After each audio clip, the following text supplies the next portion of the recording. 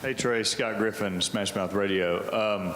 Kevin told me last year he kind of simplified defense where you guys could fly around, make plays. It worked well. Do you see him implementing more or keeping that same philosophy where you stay aggressive?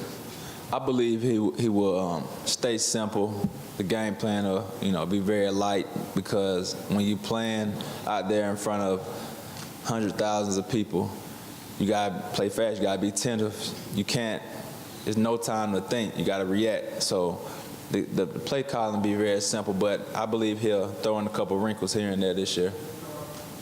Go here to the left side, front row. Trey Dan Matthews, GridironNow.com. Just describe what these last few years have been like once you left Georgia, the emotions of being told you can't play here anymore and having to move on. The last couple of years have been amazing. It's been the most amazing years of my life. I've bounced back. I've met great friends. I've met so many great people in Auburn, man. It's unbelievable. The teachers, the custodians, they're even nice. They're the greatest people you ever meet. And it's just been an honor to come to Auburn, because they've blessed me with a lot. I've earned my degree, actually working on my master's now, so everything has worked out perfectly. All right, let's go here right side in the back row. Molly Walsh with the Tuscaloosa News. Before you came to Auburn, did the Auburn-Alabama rivalry mean anything to you? It didn't at all. I didn't even know anything about it. So now that you play for Auburn, what does it mean to you now? It means a lot, just because it means a lot to everyone in Auburn. It means a lot to the Auburn alumni. It means a lot to the coaches. It means a lot to the players from Alabama. So it rubbed off on me, and when that time comes around for that big rivalry game, I'm pumped up just as much as they are, like I've known my whole life about the rivalry. Left side here, front row. Learning from those two incidents at Georgia, was it necessarily something that somebody said to you to turn things around, or did you kind of take that on yourself to take things a different direction in your life? I turned everything around on my own, but my mom and dad were there the whole time. They mentored me, and I just got back to my roots, because I've never gotten in any trouble in high school. I've never gotten in trouble in any time in my life. I was just, 17, 18 years old, immature, coming from a small town, going to a big college like that, with a lot of partying and whatnot. I didn't know how to handle that. And my dad always told me, after that incident, he said, athletic-wise, I was mature and ready for the game, but, mind-wise, I was not ready yet. I was very immature, so I just had to grow up, and I'm a grown man now, so you make grown man decisions, and everything has been clean this far. Let's go here right side in the front. Morgan Buckles, Auburn Network.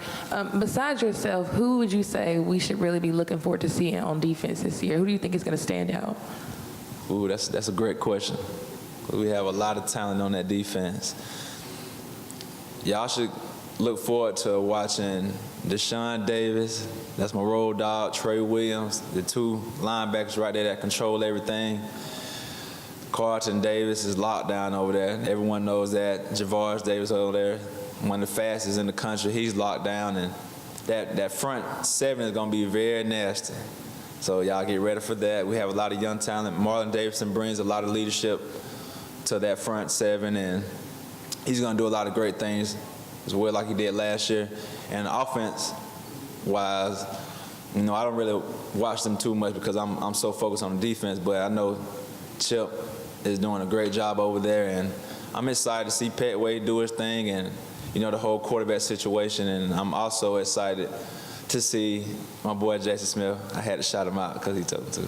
Shout out Jason Smith. I'm excited to watch him play a little bit, and a lot of the other receivers. Let's go here left side, second row. Matt Stevens, Montgomery Advertiser. Trey, I know your first year at Auburn, you dealt with so many injuries. It seemed like Carlton was going through that same thing last year. He was getting picked on after suffering a couple of injuries. Can you kind of talk about what it's like to go through a year when you know you're not right? And was this past year what you can do when you're healthy? Yes, sir. This past year shows exactly what I can do when I'm healthy, and I'm in the same system one more year with Coach Steele, and I feel like I'm gonna have a blast this year. I'll be healthy once again. And Carlton, he went through a lot of adversity, and I know exactly where he's coming from. I was there mentoring him the whole way because I know that feeling when you're hurt and you have these lingering injuries and you can't go full speed, but you want to, and you want to be out there with your teammates, but you sacrificing that just to be out there. But you're not playing up to par. You're not playing at the best of your ability, but you're just out there because you want to be. And he's in the best shape of his life right now. He's healthy. So y'all look forward to him having a great season this year as well. Let's go right side here in the back corner. John Wilkerson, WNML, Knoxville. How important is the South's oldest rivalry? You've got the unique perspective of being on both sides of it, at Georgia and at Auburn, but how important to you would it be to finish on the winning side? It's very important to me.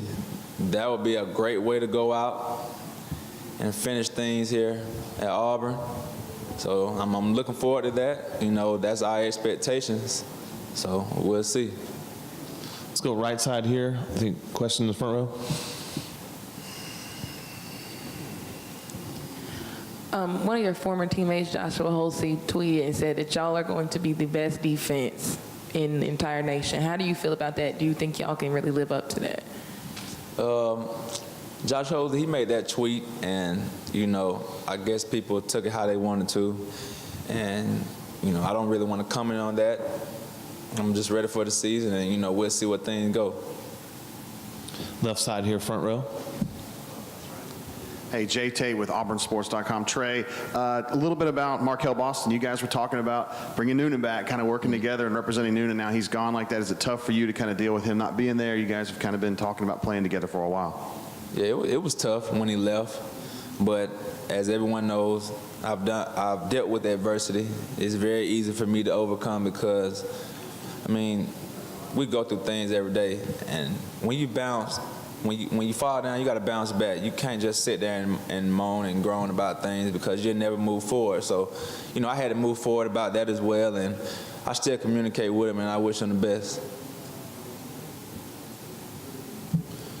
Any other questions for Trey? One last one. Those of us who haven't had a chance to see Jamel Dean play yet, because he was injured just as he was about to start playing last year, and now he's kind of coming back from injury. Tell me what kind of a player he is and what makes him so valuable on the back end. Jamel Dean is a very impressive player. He's physical, he's fast, he reminds you of a cheetah. That's how swift and fast he is. He's very smooth. He doesn't talk much, but his action on the field definitely speaks for itself. So everyone should look forward to watching him play as well in the future.